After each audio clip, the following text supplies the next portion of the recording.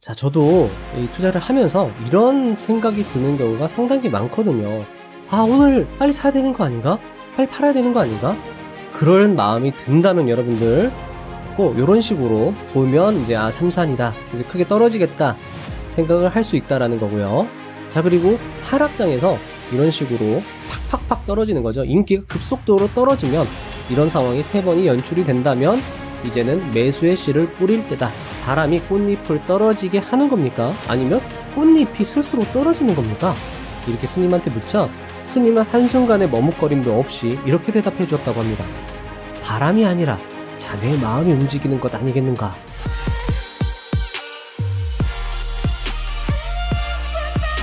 일본에서 투자의 신으로 일컬어지는 이 사람의 이름은 혼마 무네이사입니다. 그는 거래를 위한 판단 기준이 필요하다고 생각해서 하루 동안의 가격 변동을 도표화하는 작업을 시작했고, 그렇게 해서 생겨난 것이 오늘날의 기술적 분석과 캔들 차트라고 전해집니다. 자신만의 투자 스타일을 정립하여 크게 성공한 그는 거래의 신이라는 칭호를 얻게 되고 일본 에도 시대 최고의 갑부로 명성을 날리게 됩니다. 그리고 그의 이야기는 200년이 지난 지금도 회자되고 있으며 다행히도 그의 이야기는 이 책을 통해 접할 수 있었습니다. 출간된 지 상당히 오래되었는데도 절판되지 않아 참 다행이었습니다.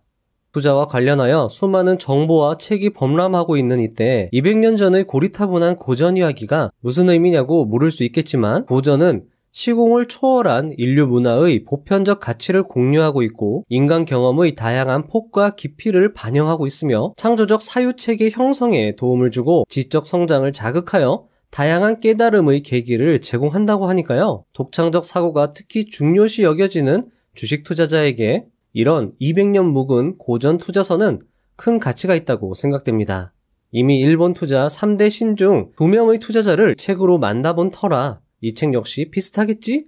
라는 생각을 했지만 이 책은 다른 두 사람의 책과는 또 다른 철학과 깊이 있는 깨달음을 선사해 주었습니다. 원효대사님이 해골물을 드시고 깨달음을 얻은 것과 마찬가지로 혼마 무네이사는 떨어지는 벚꽃을 보고 투자의 깨달음을 얻게 되는데요. 아마 그 이야기가 오늘 영상의 하이라이트가 아닐까 생각됩니다. 그리고 혼마 무네이사의 말년에 강습회를 열어 투자자들과 일문일답을 하는 이야기가 있는데요. 평소 궁금했던 것을 답해주는 것 같아 역시 도움이 되었습니다. 오늘 영상이 마음에 드셨다면 책을 다시 차분히 읽으시면 좋을 것 같습니다. 사람은 깨달음이나 감동을 느낄 때 엔돌핀의 4000배에 달하는 다이돌핀이라는 호르몬이 몸에서 나온다고 합니다. 다이돌핀은 오로지 깨달음과 감동에 의해서만 생성되며 암, 불치병까지도 치료하는 기적의 호르몬으로 알려져 있습니다. 오늘 영상으로 여러분들이 깨달음을 얻음과 동시에 힐링까지 되었으면 하는 바람으로 부족한 영상 시작해 보겠습니다.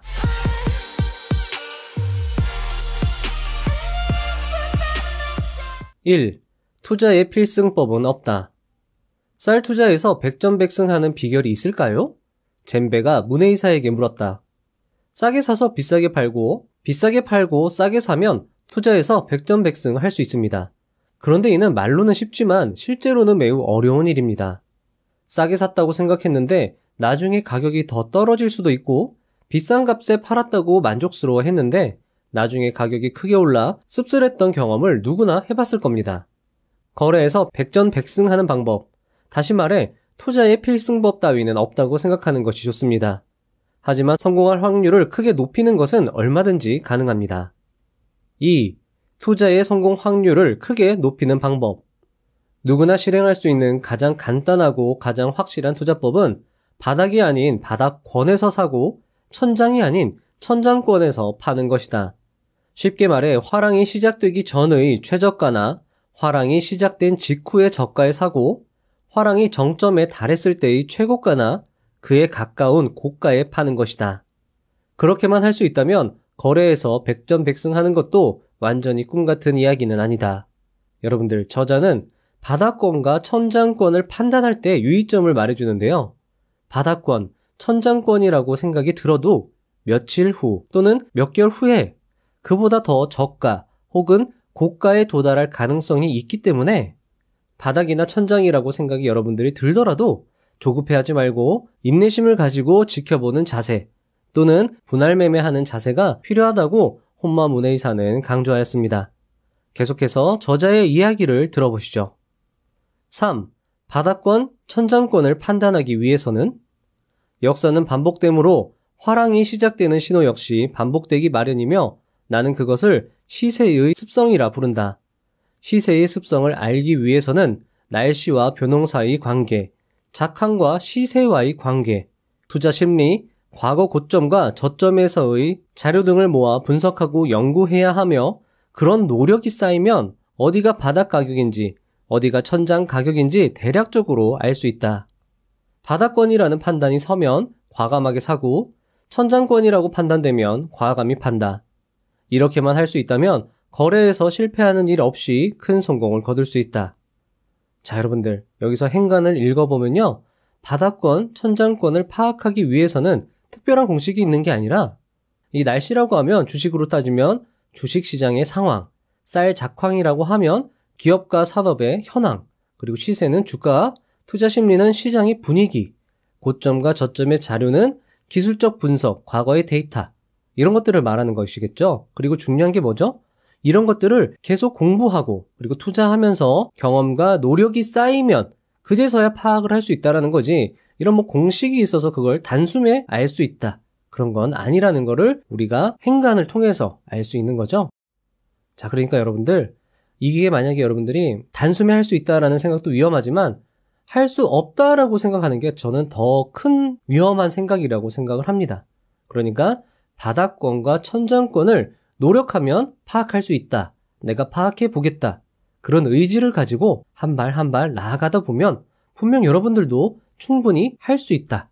충분히 알 수 있다. 그렇게 말씀드리고 싶습니다. 항상 여러분들 응원하니까요. 계속 노력하고 저와 같이 책 읽고 계속 그렇게 꾸준히 한번 해보시죠. 4. 횡보장에서는 잠시 멈춰라. 횡보장이라는 판단이 서면 투자를 유보해야 한다. 작은 등락에 사고 팔면 들인 공에 비해 이익이 적을 뿐만 아니라 시세의 전체적인 흐름을 놓칠 수 있기 때문이다. 게다가 횡보장에서 이익을 내려고 하는 사람들은 장기적으로 보면 대부분 적자를 보는 사람들이 대부분이다. 조금 이익을 남기더라도 큰 손실을 낸다면 한 번에 이익을 몽땅 날리고 적자가 돼버린다. 따라서 횡보장에서는 인내심을 갖고 기다렸다가 기회가 찾아오면 각오를 단단히 하고 과감하게 매매에 나서야 한다. 횡보장은 언제까지고 계속되지 않는 법이다. 자, 중요한 말이죠. 어느 시점까지 지속되다가 상승세나 하락세로 돌아서기 때문이다. 횡보장에 익숙해진 사람은 본격적인 상승세로 돌아서도 금세 가격이 떨어질 것으로 생각하고 조금 올랐을 때 매도한다.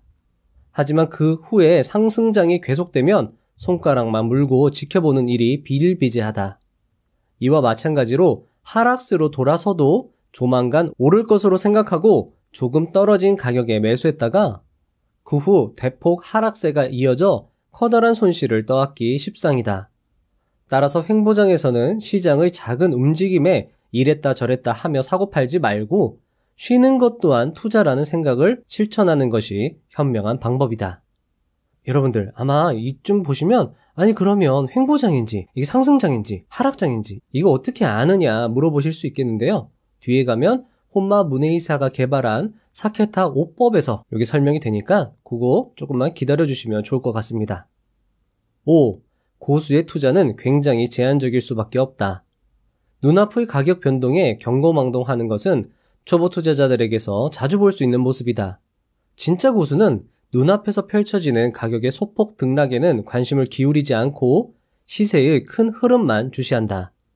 현재 시세를 볼 때 본격적인 상승장인가 하락장인가 아니면 소폭 등락을 거듭하는 횡보장인가 본격적인 상승장 혹은 하락장이라면 어디쯤이 바닥이고 어디쯤이 천장인가 현재는 어떤 수준인가 등등을 꼼꼼히 따져본 후에 바닥에 가까울 때 사고 천장에 가까울 때 판다는 그 생각만 한다. 그 밖의 시간에는 투자를 멈추고 절호의 매수 혹은 매도 시점이 올 때까지 진득하게 기다린다. 이렇게 행동하는 사람은 투자로 큰 돈을 벌 수 있다. 이 투자법에 단점이 있다면 절호의 매수 시점과 매도 시점이 1년에 몇 번 있을까 말까 하다는 점이다. 경우에 따라서는 몇 년에 한두 번 있을까 말까 하다. 그 이외의 시기에는 사더라도 큰 이익을 남기기는커녕 손해를 볼 가능성이 높다. 다시 말해 절호의 매수 시점이나 절호의 매도 시점이 올 때까지 기다리는데 엄청난 끈기가 필요하다. 이것이 가능한 사람만이 투자로 큰 자산을 일굴 수 있는 것이다. 6. 바닥 가격이라고 생각했는데 가격이 더 떨어지거나 천장 가격이라고 생각했는데 가격이 더 오르는 경우가 허다합니다. 이럴 땐 어떻게 해야 하죠? 지금이 바닥 가격 혹은 천장 가격이라고 생각이 들더라도 한 번에 사거나 팔지 말고 몇 번에 나누어 매매하면 큰 실패를 피할 수 있습니다. 자, 요 말이 중요한데요. 만약 오늘 말고는 기회가 없다는 생각이 들면 마음이 조급해져 매매를 서두르기 쉬운데 그런 마음이 들더라도 사흘 정도 기다려 보십시오. 사흘 정도 시세의 움직임을 냉정히 관찰하다 보면 머리와 가슴이 냉정을 되찾아 지금은 조급하게 사고 팔 때가 아니라고 생각을 바꾸게 되는 경우가 적지 않습니다. 사흘간 기다려도 역시 지금이 아니면 안 된다고 판단이 된다면 그때 과감하게 매매에 나서십시오. 사흘간 기다리면 모처럼 찾아온 좋은 기회를 놓쳐버리는 건 아닌가 해서 조급해하는 사람들도 있는데 설사 기회를 놓쳤더라도 기회는 얼마든지 다시 찾아오게 마련입니다. 절대로 서두르거나 초조해야 할 필요 없습니다. 자, 저도 이 투자를 하면서 이런 생각이 드는 경우가 상당히 많거든요. 아, 오늘 빨리 사야 되는 거 아닌가? 빨리 팔아야 되는 거 아닌가? 그런 마음이 든다면 여러분들 서두르지 마시고요. 조금 기다려 보시는 거죠. 조금 더 생각을 해보고요.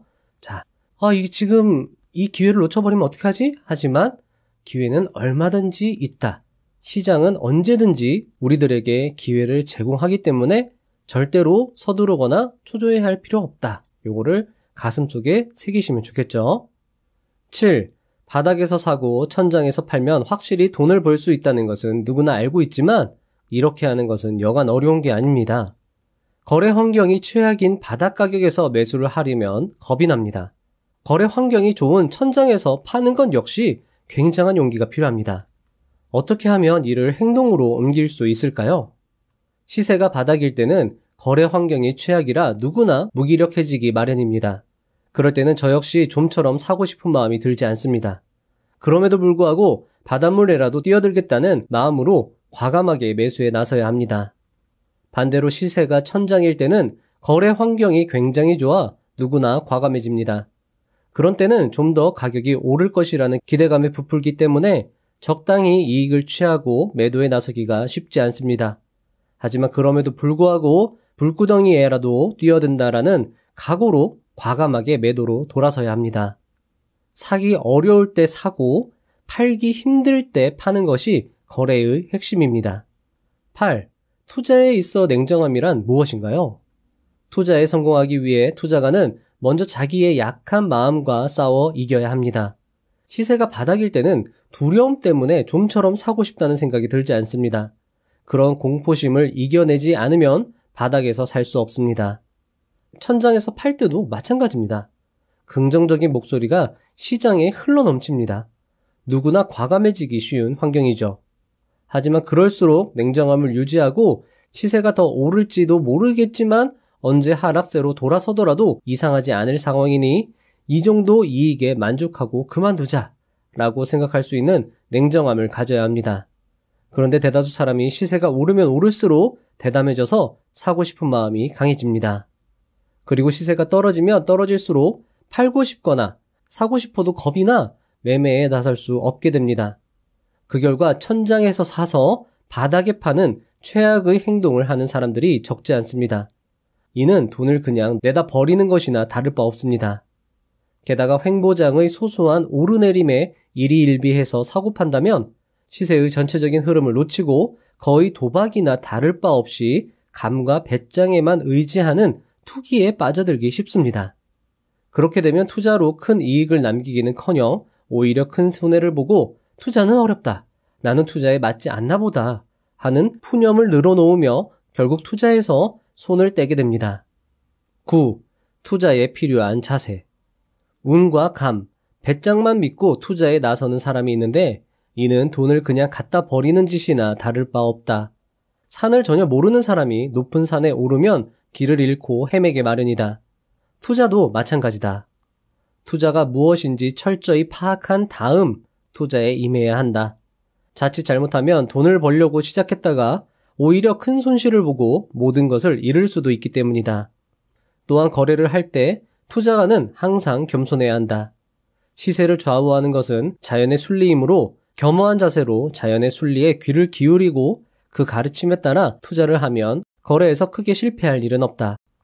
여러분들 여기서 자연의 순리라고 하니까 약간 사자 느낌도 나고 그러잖아요. 하지만 이걸 주식시장에다가 도입을 하면 이 자연의 순리란 미스터 마켓이 되겠죠. 미스터 마켓이 가끔 가다가 이상한 짓을 하긴 하지만 그래도 대부분은 미스터 마켓은 투자자보다 한 10,000배, 100,000배 더 똑똑하다라고 하잖아요. 그러니까 미스터 마켓, 특히 미스터 마켓이 뭐죠? 주가죠? 이 시장이죠. 시장을 이기려 하지 말고 시장을 겸허한 자세로 따르려는 자세, 시장의 흐름을 우리가 객관적으로 바라볼 수 있는 자세, 그런 것들이 필요하다는 거죠. 자, 그런 식으로 여러분들이 이해해 주시면 좀 더 좋을 것 같아서 말씀을 드렸습니다. 계속 읽어 드릴게요. 물론 순리를 오해해 시세의 움직임과 어긋나게 행동하는 경우도 있는데 그럴 때는 시세가 이상한 것이다. 내 판단은 틀리지 않았다. 그렇게 쓸데없이 고집을 피울 것이 아니라 순순히 자기 잘못을 인정하고 반대 매매해서 손실을 최소화하는 것 또한 투자가로서 중요한 자세이다. 자, 여러분들 이거 좀 중요해서 제가 정리를 한번 해봤습니다. 자, 첫 번째, 투자를 하기에 앞서 진지하고 철저한 공부, 지식의 함양이 선행되어야 한다. 두 번째, 항상 겸손해야 한다. 당초 투자할 때의 판단이 틀렸다면 그것을 인정하고 손해를 보더라도 할 수 있어야 한다. 자, 여러분들 이 두 가지는 여러분들과 함께 저 역시 마음속에 새기도록 하겠습니다.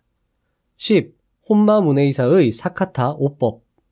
자, 문해이사가 개발했다고 알려지는 쌀 시세의 법칙인 사카타 5법은 오늘날에도 주식 분석 등에 널리 이용되고 있습니다.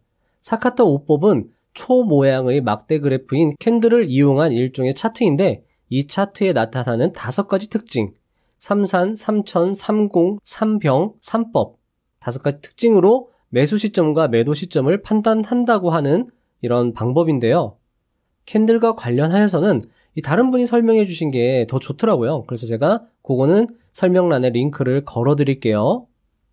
그리고 여기 제 티스토리 블로그에도 링크가 있어요. 요 분인데 이분이 되게 설명을 잘 해주셨더라고요. 그래서 요거 보시면서 캔들 잘 모르시는 분들은 여기서 좀 보시고 공부를 하시면 좋을 것 같습니다. 자, 일단은 첫 번째 삼산입니다. 삼산이란 천장권에서 삼 모양이 이렇게 3개 나타나면 고점을 찍고 시세가 크게 하락할 가능성이 높다. 요거 매도 신호다. 그래서 제가 코스피에서 요런 그래프가 있나 이렇게 해서 여기다 이렇게 표시를 해본 거예요. 한번 참고해 주시고요.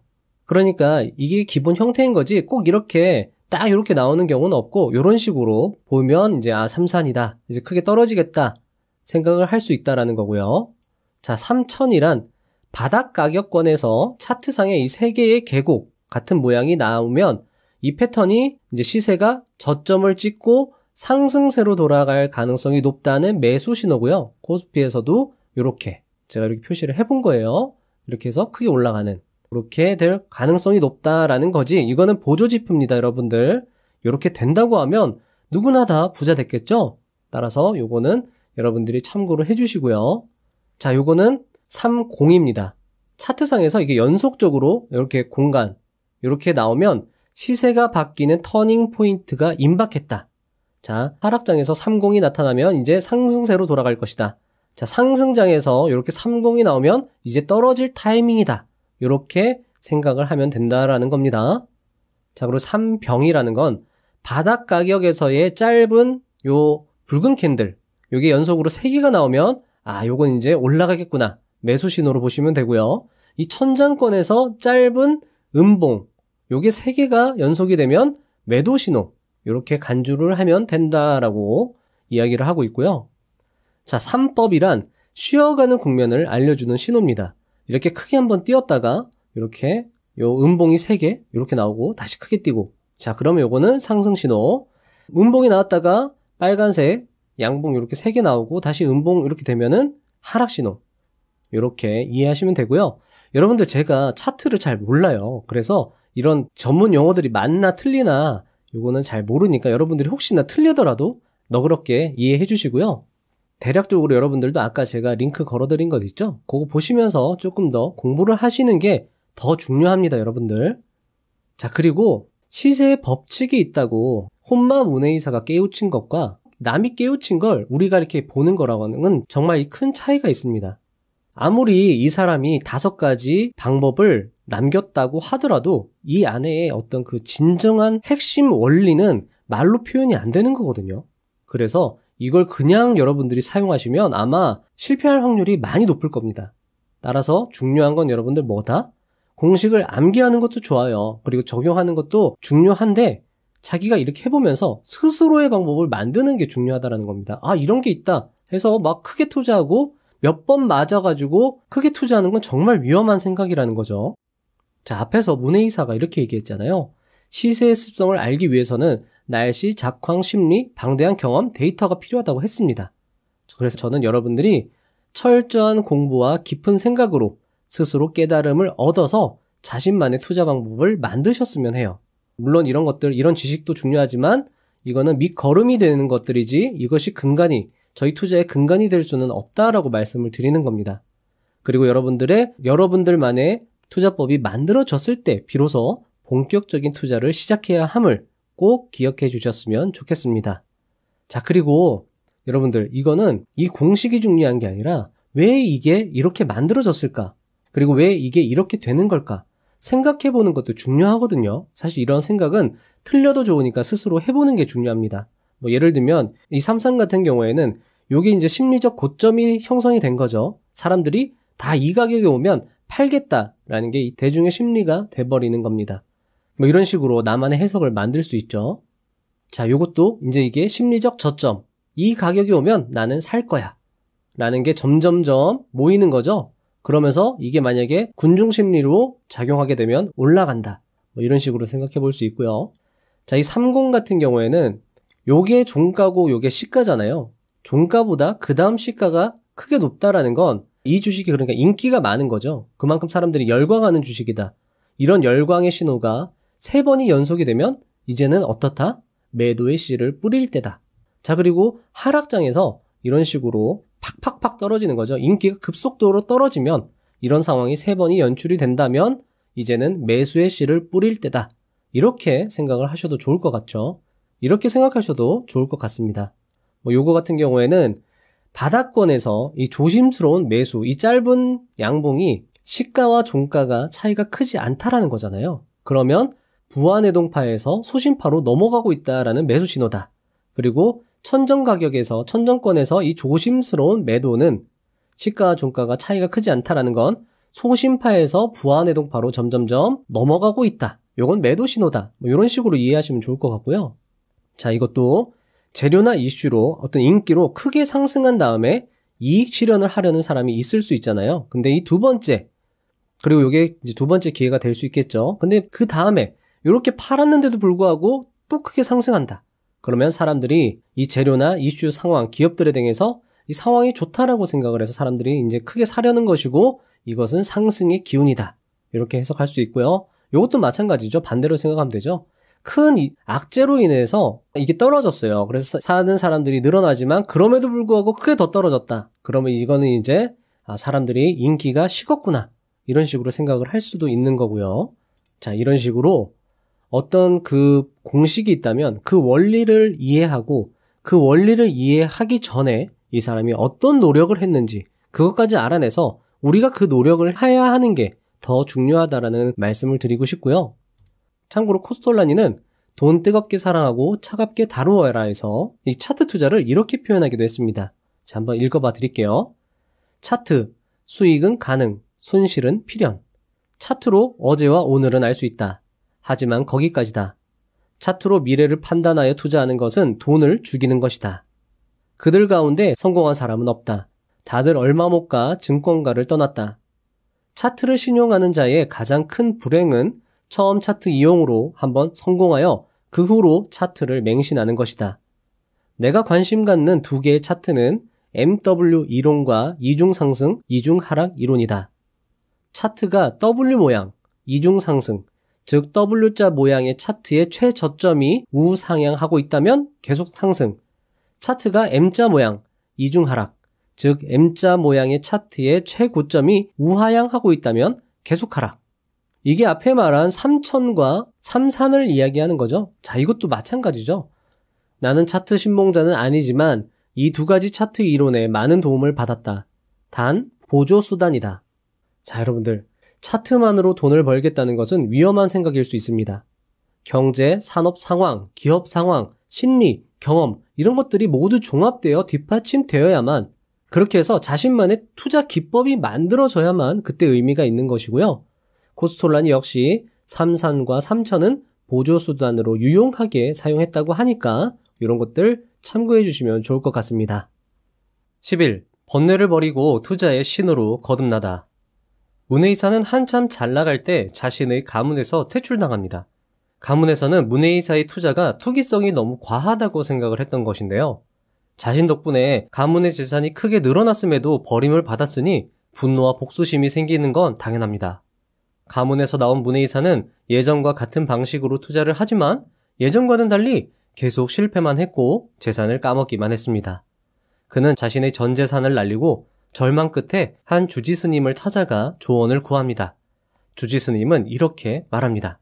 자, 여러분들, 제가 여러분들 이해를 돕고자 약간의 연기를 할 거거든요. 좀 양해를 부탁드리고요.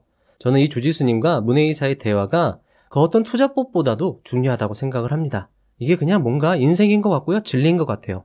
여러분들도 여기서 무엇인가를 느끼셨으면 좋겠습니다. 자, 한번 읽어봐 드릴게요. 자, 이제 문해이사가 주지스님한테 제가 이런 사정이 있고 이렇게 지금 너무 힘듭니다. 어떻게 해야 되죠? 라고 했더니 주지스님이 이렇게 말씀하시는 겁니다. 우선 자네 마음속에 나는 누구보다도 쌀 투자를 잘 알고 있다. 한 번도 쌀 투자에 실패해 본 적이 없다는 자만심이 자리에 투자를 얕잡아 본 게 문제네. 또 한 가지, 가문에 있을 때는 마음을 비우고 오로지 쌀 투자에만 전념할 수 있었지. 덕분에 시세를 정확히 읽을 수 있어 실패를 모르고 연정연승을 거듭할 수 있었던 게야. 그런데 쌀 투자에 너무 치우쳐 있다는 비판을 받고 혼마 가문에서 의절을 당하자 복수심에 불타올라 마음을 비우지 못하게 되었지. 쌀 투자로 큰 성공을 거둬 본때를 보여주기 위해서, 그리고 가문의 길을 꺾어놓기 위해서 나는 투자에 성공하겠다라는 마음이 가득했던 거지. 자네의 마음속에 마귀가 자리 잡고 날뛰어 자네를 괴롭혔던 거야. 그것이 자네의 마음속 거울을 흐려놓아 사물을 냉정히 보고 판단하는 능력을 잃게 한 거지. 그럴 때는 무슨 일을 한들 순조롭게 풀리지 않는 법이네. 순조롭게 풀리지 않으니 점점 초조해지고, 초조해지면 초조해질수록 점점 꼬이는 법. 자네는 지금 바로 그런 개미지옥 같은 늪에 빠져 있는 거야. 자, 그러자 문해이사가 물었습니다. 스님, 그 개미지옥에서 빠져나오려면 제가 어떻게 해야 합니까? 글쎄, 당분간 이 절에서 좌선이라도 해보는 것이 어떨까? 좌선을 하면 저를 괴롭히는 잡념에서 벗어날 수 있을까요? 벗어날 수 있을지 어떨지는 해보지 않고서는 알 수 없네. 좌선이란 본디 어떤 효과를 얻기 위해 하는 게 아니야. 무언가를 얻기 위해 좌선한다면 그 효과만을 생각해 좌선의 본래 취지를 잊어버리기 십상이거든. 좌선의 본래 의미는 무엇입니까? 마음을 비우는 거지. 나 자신을 온전히 비우는 거야. 자신을 완전히 비워야만 비로소 자신의 본래 모습이 보이고 자신을 둘러싼 모든 것의 진정한 모습이 보이게 된다네. 그리고 또 문해이사가 묻습니다. 살아있는데 비운다는 게 어떻게 가능합니까? 나를 온전히 비운다는 것은 결국 죽음을 의미하는 게 아닙니까? 자, 그러자 주지스님이 말씀하셨습니다. 자네는 부모에게서 생명을 받아 이 세상에 태어났네. 이 세상에 태어나기 전 자네는 무엇이었는지 곰곰이 생각해보게. 이 세상에 자네는 존재하지 않았네. 즉, 자네는 무의 상태였네.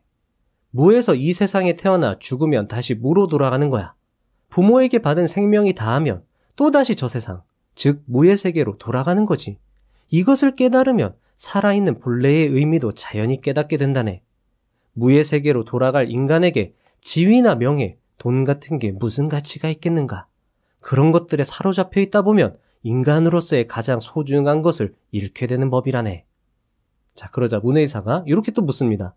인간으로서 가장 소중한 것이 무엇입니까? 그러자 스님이 이렇게 말씀하십니다. 살아있는 동안 있는 그대로의 자신을 받아들이고 열심히 살아가는 거지. 그 결과 지위나 명예, 돈이 따른다면 그것을 겸허히 받아들이고 자신에게 그런 지위나 명예, 돈을 준 사회와 세상 사람들에게 감사하고 사회에 가능한 한 봉사하며 받은 만큼 되돌려 주면 되는 거라네. 세상에는 자만심에 가득 찬 사람들이 너무 많아. 출세해서 높은 지위에 앉게 되거나 명예를 손에 쥐고 막대한 재산을 얻게 되면 내 노력과 실력 덕분이지 다른 사람이 도움을 줘서가 아니라고 생각하는 사람들이 적지 않다네. 그런 사람은 주어진 지위나 명예, 재산에 만족하지 못하고 주변 사람들을 쫓아버리고 속이고 나아가 다른 사람들을 끌어내려서라도 더욱 출세하고 싶어 하고 재산을 불리고 싶어 혈안이 되지. 그렇게 되면 죽을 때까지 어쩌면 죽은 후에도 마음의 평안을 얻지 못한다네. 그러자 문해이사가 이렇게 말했습니다. 스님, 정말 지당하신 말씀이십니다.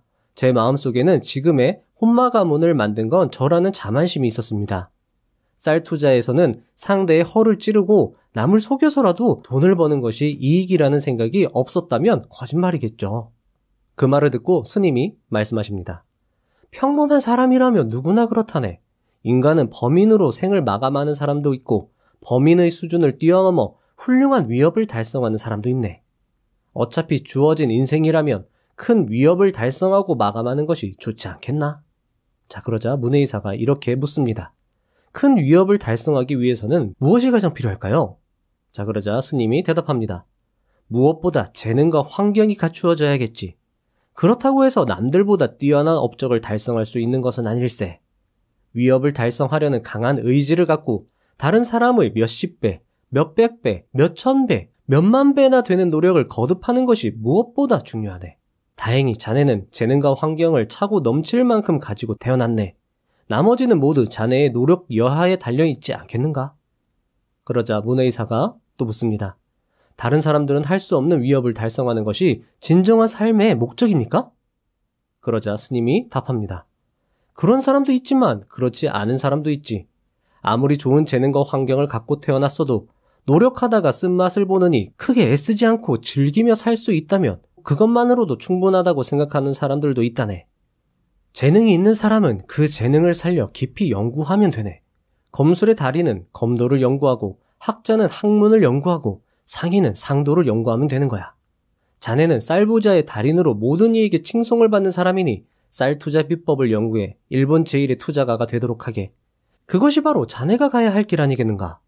비법을 연구한 후 그것을 후세에 전해 투자의 뜻을 둔 많은 사람들에게 길을 안내해주면 되는 거라네. 그렇게 한다면 필시 인류의 진보에도 이바지하게 될 걸세. 그러자 문해이사가 말합니다. 주지 스님의 말씀을 들으니 살아갈 용기와 희망이 샘솟기 시작하는 것 같습니다. 그러자 스님이 말씀하십니다. 자네는 쌀 투자에서 그동안 한 번도 맛보지 못했던 쓰디쓴 고배를 마시고 지금까지 쌓아올린 재산을 거의 모두 잃었지. 그런데 투자가로서 그것만큼 귀중한 체험은 없다네. 실패를 모르는 것만큼 무서운 것은 없네. 투자의 위험을 모른 채 승부에 도전한다면 언젠가는 반드시 실패해서 모든 재산을 잃는 것뿐만 아니라 거액의 빚까지 짊어지고 결국 스스로 목숨을 끊거나 도망을 다니는 신세가 되기 쉽네. 자네는 그런 투자가를 이미 여럿 알고 있지 않은가? 그러자 문해이사가 답합니다. 잘 알고 있습니다. 투자를 하다 보면 큰 돈을 벌기도 하지만 큰 손해를 보는 경우도 있죠. 실패를 모르는 투자가는 아마 한 명도 없을 것입니다. 그러자 스님이 말합니다. 그런 의미에서 자네가 투자가로서 처음 투자에 실패한 것은 실로 행운이 아닌가? 이것으로 자네도 투자의 무서움을 뼛속 깊이 깨닫게 되었을 테니 말이야. 그러자 문해이사가 말합니다. 몸서리칠 만큼 알게 되었습니다.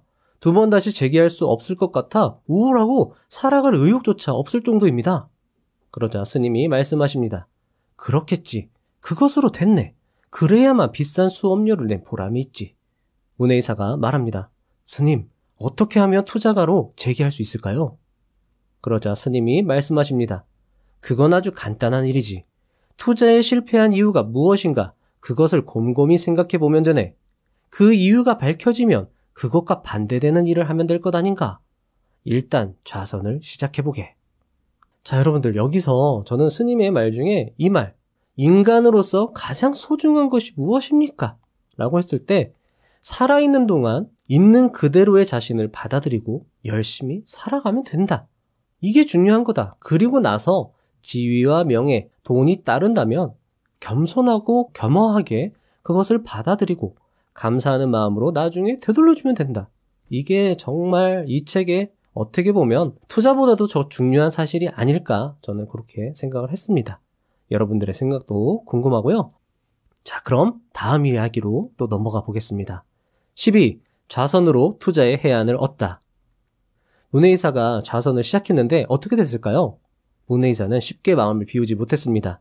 좌선을 하면 할수록 투자의 생각이 떠나지 않는 거예요. 자, 참고로 여러분들 좌선이란 이 명상을 말하는 거거든요. 머릿속과 마음을 비우는 거죠. 이 명상도 비우는 거거든요. 자, 하지만 명상은 비우는 것을 의도로 해선 안 된다고 하더라고요. 비웠을 때 채워지는 생각을 그대로 놓아두어야 된다고 말을 합니다. 마침내 문혜이사도 생각을 그대로 놓아버리기 시작했습니다. 그러자 그의 머릿속은 스님의 조언과 이전의 투자로 채워지면서 자연스럽게 복기를 시작했던 거죠.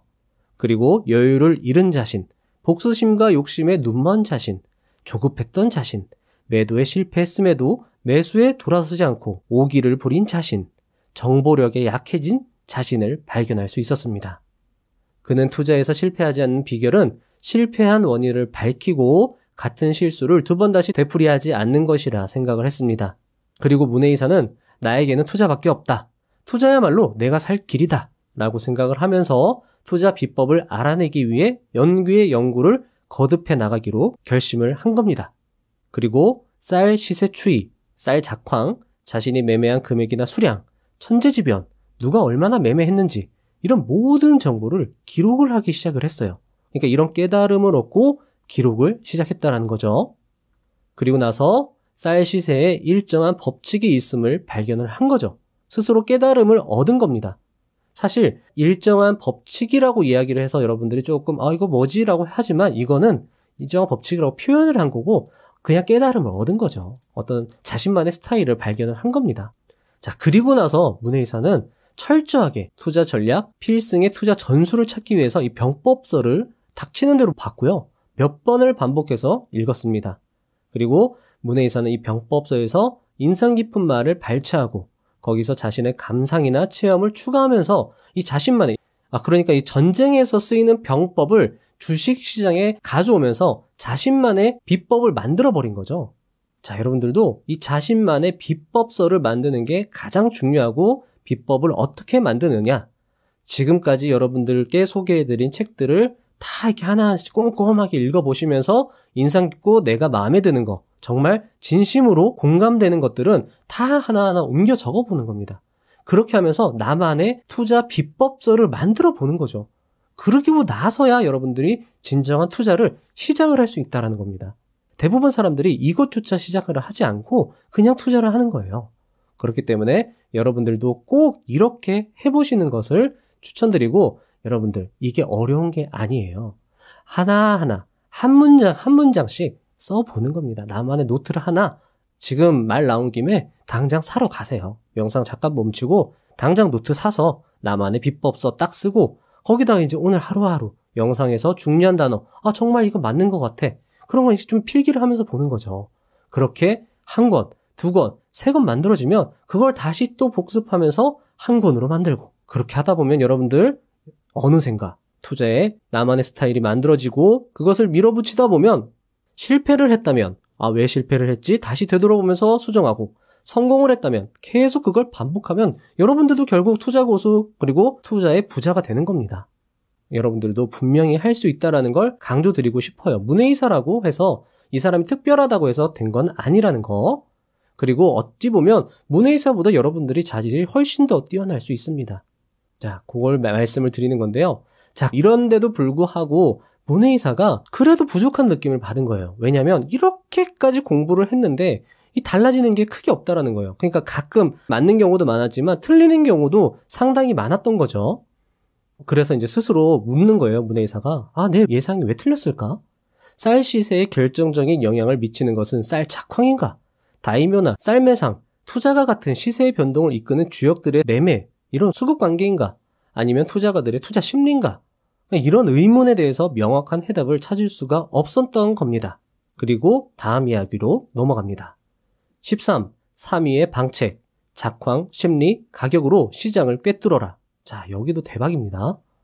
자, 어느 날 문혜이사가 이 차를 마시면서 주지스님과 담소를 나누고 있는데 무심코 정원을 바라보는데 이 벚나무에서 꽃잎이 하늘에서 이게 하늘하늘 떨어지는 거예요. 자, 문혜이사가 그냥 갑자기 불현듯 의문이 생겼습니다. 그리고 스님한테 이렇게 물어보는 거예요. 바람이 꽃잎을 떨어지게 하는 겁니까? 아니면 꽃잎이 스스로 떨어지는 겁니까? 이렇게 스님한테 묻자 스님은 한순간의 머뭇거림도 없이 이렇게 대답해 주었다고 합니다. 바람이 아니라 자네의 마음이 움직이는 것 아니겠는가? 스님의 뜻밖의 대답에 문혜이사는 당황합니다. 그로부터 며칠 후 주지스님은 참선 중인 문혜이사에게 유명한 화두를 던집니다. 그 화두는 다음과 같습니다. 스님의 빙의해서 말씀드릴게요. 어느 절에 2명의 수행 승려가 사소한 일로 논쟁을 벌였다네. 깃발이 바람에 흔들리는 것을 본 한 승려가 깃발이 움직인다고 말했지. 그러자 다른 승려가 깃발이 아니라 바람이 움직이는 것이라고 응수했다네. 두 사람 모두 자기 의견이 옳다며 조금도 물러서지 않았다네. 마침 유명한 고승이 지나가기에 두 사람은 누구의 말이 맞는지 물어보기로 했지. 그러자 고승은 이렇게 대답했다네. 깃발이 움직이는 것도 바람이 움직이는 것도 아니다. 깃발을 바라보는 그대들의 마음이 움직이는 것이라네. 라고 말일세.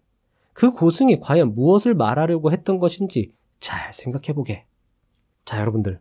문혜이사는 이 마음이 움직이는 것이라는 말의 의미를 찾기 위해서 매일 좌선합니다. 그의 머릿속엔 오로지 스님이 던진 화두뿐이었어요. 그리고 그는 마침내 깨닫게 됩니다. 깃발은 바람이 불지 않으면 움직이지 않는다. 자, 여러분들 중요하니까 머릿속에 그려보면서 한번 들어보세요. 자, 깃발은 바람이 불지 않으면 움직이지 않죠. 그런 의미에서 바람이 깃발을 움직이는 거죠. 자, 그런데 바람이 아무리 강하게 불어도 깃발이 없으면 바람은 깃발을 움직일 수가 없는 겁니다. 바람이 부는 것과 깃발이 존재하는 것이 동시에 일어나지 않으면 깃발이 움직일 수 없는 거죠. 그런데 아무리 바람이 불어서 깃발이 날려도 누군가 이를 보지 않는다면 바람이 깃발을 움직였다는 사실을 알 수 없습니다. 그런 의미에서 깃발의 움직임을 지켜보는 사람이 있어야 된다는 거예요. 즉, 깃발과 바람, 사람이 삼위일체가 되어야 비로소 깃발은 움직인다라는 겁니다. 자, 생각이 여기에 미치자 문혜이사는 눈을 번쩍 떴습니다. 시세도 마찬가지다. 한 시세를 움직이는 것은 쌀 가격도 아니고 재료도 아니고 투자하는 사람의 마음도 아니다. 이 세 가지가 삼위일체가 되어야만 시세가 움직이는 것이다. 이런 사실을 깨닫지 못한 채 쌀 가격만 바라본들, 재료만 바라본들, 투자 심리나 인기만 본들 쌀 시세를 알 수는 없다. 이런 걸 문혜이사가 깨달은 거죠. 그리고 자신의 마음을 비우고 시세와 한 몸이 되어야만 시세의 실체가 보인다.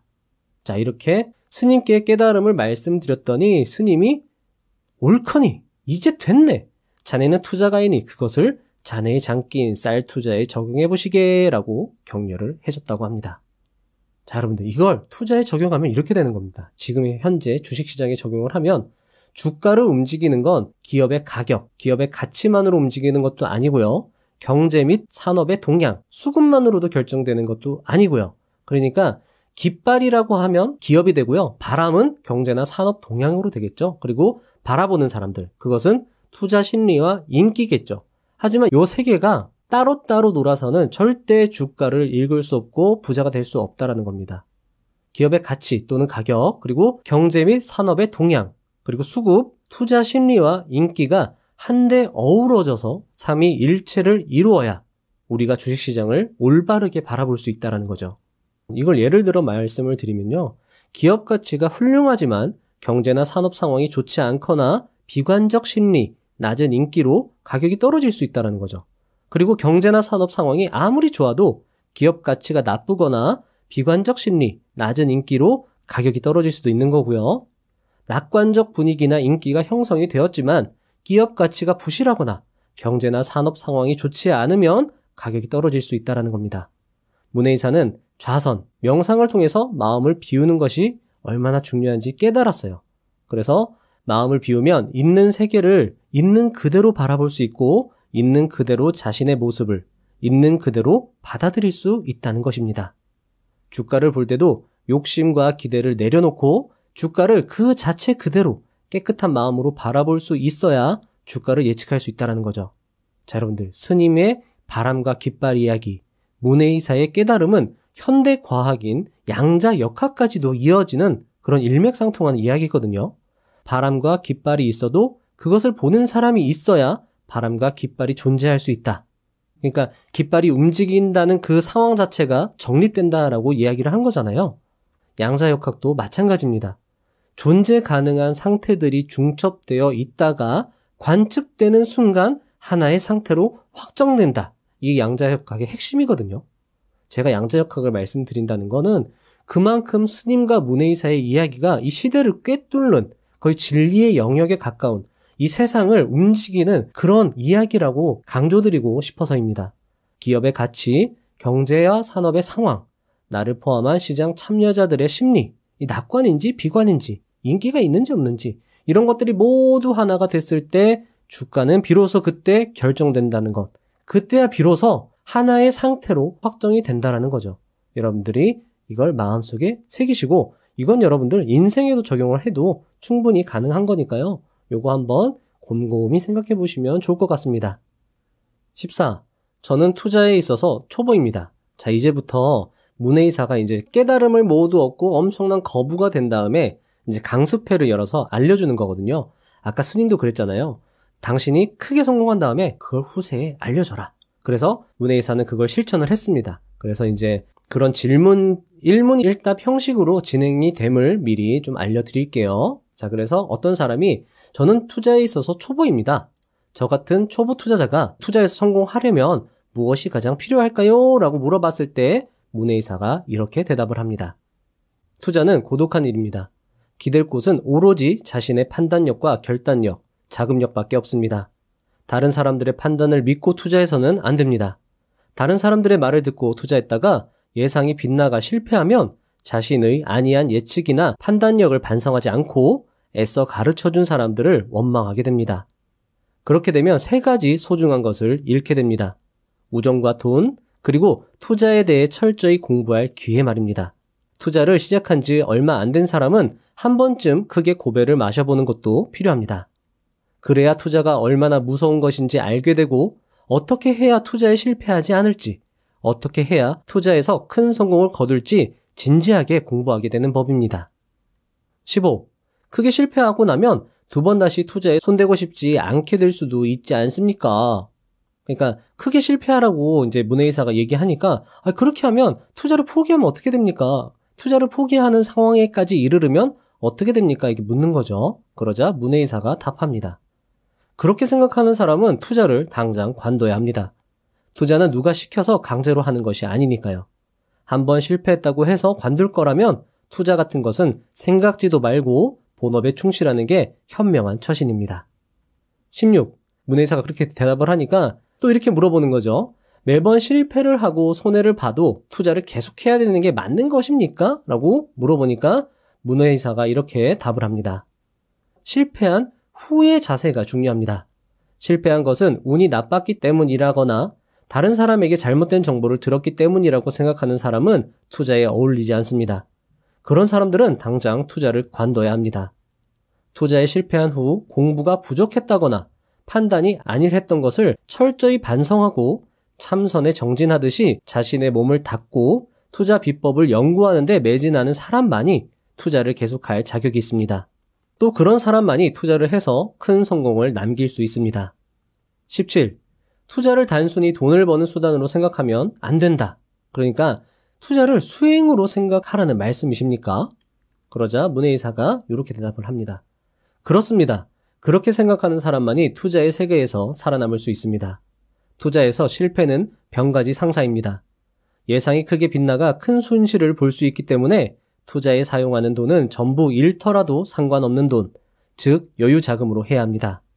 투자에서 손해를 봐도 상관없는 금액을 사전에 정해두고 상한선을 넘어 손해를 본 경우에는 투자에서 깨끗이 손을 떼 그 이상 손해를 늘려서는 안 됩니다. 괜한 오기로 빚까지 져가며 투자를 계속하는 사람이 있는데 가산을 탕진하고 야반도주하는 사람들이 바로 그런 사람들입니다. 투자를 얕보는 것은 금물이지만 필요 이상 겁내는 것도 잘못된 생각입니다. 투자의 달인으로 불리는 사람도 처음부터 달인이었던 것은 아닙니다. 어떻게 하면 실패하지 않을지 그 비결을 익혀 조금씩 달인의 경지에 오르게 되는 것입니다. 18. 투자가로서 성공할 수 있는 비결이 있다면 무엇입니까? 그러자 문의사가 답합니다. 투자가로서 성공하기 위해서는 투자의 성질, 특징, 습성 등을 철저히 알아낸 후 절호의 매수 시점인 바닥 시세에 사고 절호의 매도 시점인 천장 시세에서 팔며 절호의 매수, 매도 시점이 올 때까지는 인내심을 가지고 기다리는 게 중요합니다. 이를 위해서는 투자가로서의 견식, 지식, 사고력, 성견지명, 판단력, 인내심, 실행력, 행동력 등을 갈고 닦아야 할 필요가 있습니다. 검의 명인이나 달인이 다른 즐거움을 모두 희생하면서 오로지 검수를 수련하는 데만 몰두하듯이 투자의 명인이나 달인이 되기 위해서는 오로지 투자만을 연구하고 마음을 단련해야 합니다. 술이나 여자, 도박, 바둑, 장기 등 유흥에 빠진 사람은 투자가로 대성하기 힘듭니다. 시세가 바닥일 때는 투자 환경이 최악이기 때문에 아무도 사려는 사람이 없어 더욱더 바닥으로 곤두박질치게 마련입니다. 그럴 때는 마음이 소심해지기 쉬워 매수하는 데 상당한 용기와 결단력, 실행력이 필요합니다. 이럴 때는 소극적인 마음을 이겨낼 수 있는 강한 이성적 사고력이 요구됩니다. 천장에서 팔 때도 마찬가지입니다. 시세가 천장일 때는 투자 환경이 굉장히 좋아 가격이 끝없이 계속 올라갈 것처럼 보입니다. 지금 천장에 가깝다는 것을 알면서도 대폭락이 다가오는 것은 좀 더 나중일 것이라고 생각을 해 더욱 적극적으로 매수에 나서는 사람들이 대부분입니다. 그러나 어떤 시세라도 천장을 찍은 후에는 조만간 크게 하락하게 되어 있습니다. 시세가 크게 떨어지기 전에 처분해야 하는데 조금 더 가격이 회복된 뒤 팔겠다는 생각에 좀처럼 매수에 나서지 못합니다. 그러는 사이에 가격이 점점 떨어져 회복 불가능하다는 사실을 알게 됐을 때에야 겨우 포기하고 모든 것을 놓을 결심을 하게 되는 거죠. 대부분의 사람이 감정을 이겨낼 수 있는 이성을 겸비하고 있지 못합니다. 술에 취한 사람은 그것이 좋지 않다는 것을 머릿속으로는 잘 알면서도 술을 마시고 싶다는 욕구를 이기지 못해 결국 또 술에 손을 대고 술에 취하는 실수를 거듭합니다. 그러나 투자를 할 때 그런 식으로 행동했다가는 큰 손해를 보고 신세를 망치게 될 수 있습니다. 19. 그렇게 되지 않기 위해서는 어떻게 해야 될까요? 문의사가 답을 합니다. 투자 연구에 매진할 뿐만 아니라 마음을 단련해야 합니다. 감정, 즉 욕망과 이성을 조절하는 마음, 강한 의지력이 필요합니다. 감정과 이성을 자신의 뜻대로 움직일 수 있다면 달리는 범에게 날개를 달아주는 셈이죠. 감정은 행동력을 높여줍니다. 그러나 이성으로 억제하지 않으면 이내 폭주에 터무니없는 방향으로 돌진하고 맙니다. 이성으로 올바른 방향을 정하고 그 방향을 향해 감정을 발판 삼아 달려나간다면 어마어마한 행동력이 생겨날 것입니다. 감정과 이성이 일체가 되어 하나의 방향을 향해 달리기 시작할 때 우리는 엄청난 힘을 발휘해 도무지 인간의 능력으로 볼 수 없는 훌륭한 위협을 달성하게 됩니다. 그런 의미에서 감정은 우리의 마음속에 살고 있는 야수와 같습니다. 그 야수를 제어하는 이성은 마음의 조련사라고 할 수도 있죠. 자신의 마음속에 사는 맹수를 다 볼 수 없는 사람이 투자라는 더 복잡하고 거대한 맹수를 다룰 수 있을 리가 만무합니다. 마음속에 살고 있는 감정과 욕망이라는 맹수를 이겨내기 위해서는 수행하는 수도승처럼 좌선을 한다든가 폭포수 아래에서 수행을 한다든지 험난한 산행을 해본다든지 단식을 한다든지 차가운 얼음물에 몸을 담그고 논어나 병서 등을 읽으며 술이나 노름 등 좋아하는 것을 끊는 등 여러 가지 방법을 시도해보면 좋을 것입니다. 이렇게 이야기를 하니까 사람들이 이렇게 묻는 겁니다. 굳이 그렇게까지 힘들게 수행을 해야지만 투자를 할 자격이 있는 겁니까? 라고 묻자 문의사는 이렇게 답을 합니다. 투자에 손을 대는 것뿐이라면 누구에게나 자격이 있습니다. 그러나 투자에서 큰 성과를 얻으려고 한다면 공부나 전제가 필요합니다. 남들이 하는 만큼 하면서 남들 이상의 성과를 기대하는 것은 너무나 뻔뻔한 생각입니다. 그렇게 뻔뻔한 사람은 하늘의 노여움을 사 결국 큰 손실을 입게 될 게 뻔합니다. 물론 앞에 말한 여러 가지 수행법을 모두 실천할 필요는 없습니다. 그중 한두 가지라도 해보려는 마음을 갖는 것 자체가 중요합니다. 자, 여러분들, 저는 이 말이 가장 중요하다고 봅니다. 그 중에 한두 가지라도 해보려는 그 마음. 여러분들이 이거 들으셨을 때, 야, 이렇게까지 해야 돼? 진짜 뭐, 좌선, 포수, 산행, 험난한 산행, 단식, 차가운 물에 얼음 몸을 담근다? 와, 이렇게까지 해서 내가 해야 되나라고 하지만 그것보다도 이게 중요한 거죠. 진짜 투자를 위해서 내가 정말 해보려는 마음이 있다면 정말 그 찬물이라도 틀어놓고 샤워기 틀어놓고 그 안에서 명상을 해본다든가, 아니 진짜 정말 험난한 산행, 뭐 지리산이나 한라산을 정말 등산을 하면서 투자 생각을 한다든가, 아니면 정말 굶어 본다든가, 아니면 진짜 욕조에다가 얼음 부어놓고 정말 그 안에서 뭐 예를 들면 투자서 있잖아요. 그런 걸 읽어본다든가, 정말 여러분들이 지금까지 좋아했던 뭐 술, 담배, 뭐 게임, 웹툰 보는 거, 뭐 음악 듣는 거, 이런 거 그냥 딱 끊어본다든가, 여러 가지 방법을 시도해 볼 수 있다는 거죠. 그렇게 해야지만 여러분들 크게 성공할 수 있다는 겁니다. 남들이 하는 것 이상, 그리고 이런 거 다 해보라는 게 아니라 한두 가지라도 하나씩 하다 보면 된다니까요, 여러분들. 그리고 나서 또 돈이 벌려요, 여러분들. 그러면 얼마나 재밌겠어요, 이게. 여러분들 만약에 10만 원 줄 테니까 차가운 샤워기 아래에서 책 보라고 하면 안 볼 사람이 누가 있습니까? 다 보지. 근데 100만 원 준다, 1000만 원 준다, 1억을 준다. 아니면 이거 다 할걸요? 여러분들 이렇게 하면 1억 벌 수 있다라고 하면 다 할 겁니다. 여러분들 굳이 저는 뭐 이렇게까지는 안 해도 좋지만 이런 것들은 좀 솔직히 해보는 게 좋을 것 같아요. 좋아하는 거 끊는 거. 그리고 이거는 정말 저는 추천드리고 싶습니다. 20. 투자가로 성공하는 사람, 실패하는 사람. 울지 않은 새를 울게 만드는 조조. 울지 않는 새에게 울어달라고 간청하는 유비. 울지 않는 새가 울 때까지 기다리는 사마의 중에 누가 투자해서 성공할 수 있을 거라 생각합니까? 라고 물어보니까 문혜이사가 이렇게 대답을 했습니다. 내가 볼 때는 셋 중에서 투자로 적임자이자 투자로 가장 큰 이익을 남길 수 있는 사람은 사마의입니다.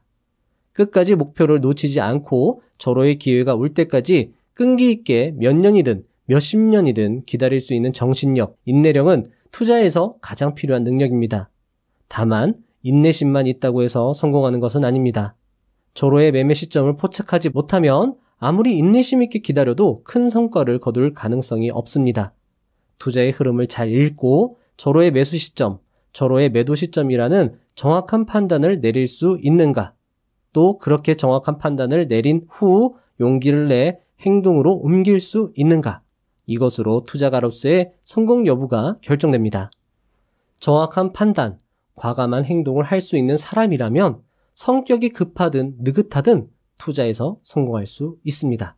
다만 사람은 화가 나면 냉정한 판단, 정확한 판단을 하기 어려워지기 때문에 다혈질인 사람은 투자에 실패할 가능성이 큰 게 사실이죠. 정말 제가 이거를 만들면서 읽어봐도 대단하고요. 제가 이렇게 다시 녹음을 하면서 읽어봐도 대단합니다. 참 대단한 책인 것 같아요. 정말. 스님과 문혜의 사이 그 대화에서 오는 어떤 그 깨달음이라고 해야 될까요? 진리라고 해야 될까요? 여러분들 제가 오늘 말씀드린 것 외에도 책에는 이 병법을 투자에 적용하는 이야기, 그리고 투자와 관련된 병법의 명언들, 논어의 명언들, 이런 좋은 내용들이 많으니까요. 그리고 또 사케타 5법에 대해서도 좀 더 자세히 알고 싶은 분들은 이 제가 말씀드리는 거랑 이 책 읽는 거랑은 또 완전히 다른 영역이거든요. 책으로 접하시면 좋을 것 같습니다. 긴 글, 긴 영상 봐주시느라고 너무 고생하셨고요. 그만큼 여러분들의 실력이 향상되었을 것이라고 확신합니다. 다음 영상도 알차게 준비해 오겠습니다. 감사합니다. 부자가 되는 지름길로 저와 함께 달려가시죠.